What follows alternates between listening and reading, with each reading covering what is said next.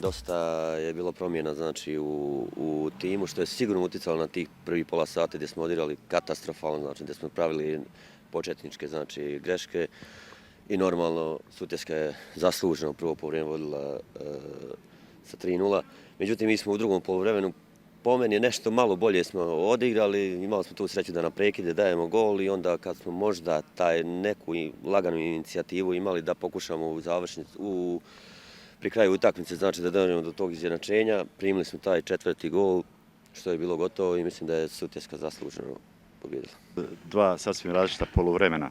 U prvom poluvremenu Sutjeska osim rezultata imala je i odličnu igru, što do sad nismo vidjeli na domaćem terenu. Drugo poluvrijeme, igrači kao da su pomislili da je utakmica završena. Vaš komentar?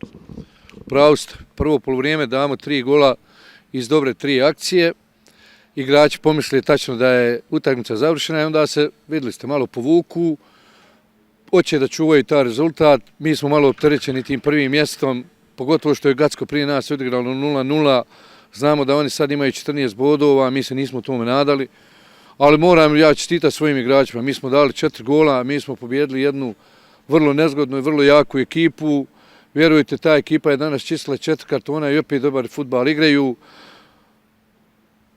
Mislim da smo u drugom poluvremenu ponovo zaigrali pravo. Golman je prije nego smo dali taj 4. gol odbranio 200%. Poslije smo dali 4. gol, doveli do 4:2 i onda smo gledali ovih zadnjih 10 minuta da privedemo lagano utakmicu kraju. Da li neko sad želi ovdje da mi damo 5 ili 6 golova, vjerujte, nijednoj ekipi ovdje koje god pokušate teško je dati. A mi smo primili 2 gola, vidjeli ste iz naših kikseva. Mislim da su zadnji dio odbrane morao bolje intervenisati i ne smije nam se ono dešavati. Pogotovo sad što nas 2 gostovanja teška očekuju, jedno u Mrkonjić gradu, jedno u Višegradu, gdje upravo te 2 ekipe igraju na prekid igre i ovako traži da daju golove. Morat ćemo to ove sedmice nešto da radimo. Ja još jednom čestitam svojim igračima na prvom mjestu, mi imamo 17 bodova. Mi ovako ako nastavimo igrati, mi ćemo i na kraju zadržati to prvo mjesto i mislim da fudbalski klub Sutjeska od prvog do zadnjeg kola i zaslužio da bude na čelu te tabele. Ja bih se zahvalio i ovoj publici koja nas je prvo poluvrijeme posebno, a i kraj drugog poluvremena ispraćala dobre akcije aplauzom i mislim da će tog sve više biti ovdje. Drago mi je da danas nismo primili nijedan žuti karton. Igrat protiv Crvene zemlje, nemati nijedan žuti karton, a ne zaboravite da smo danas imali 7 igrača sa 2 žuta kartona. Pa smo im zadnjih 10 do 15 minuta izvodili Vladimira ovog. Bojao sam se da ne dobije drugi žuti. Bojao sam se za Blagojevića koji je osjećao i povredu. Morao sam ga zamijeniti.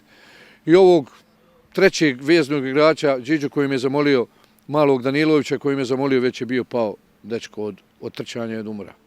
Na kraju mi smo prvi, imamo 17 bodova, mi idemo dalje i vjerujte, ja sam radostan. Nisam očekivao da iz 8 kola da ću imati 17 bodova, da ću biti na čelu kad sam došao ovdje i kad sam počeo raditi svojim momcem. Mi smo danas imali 6 igrača do 21 godinu. Najstariji naš igrač je bio Stevanović sa 27 godina, a jednog smo imali sa 24, ono su sve bili 21, 22 godine. To je veliki uspjeh. Danas je igralo 11 igrača iz Foče.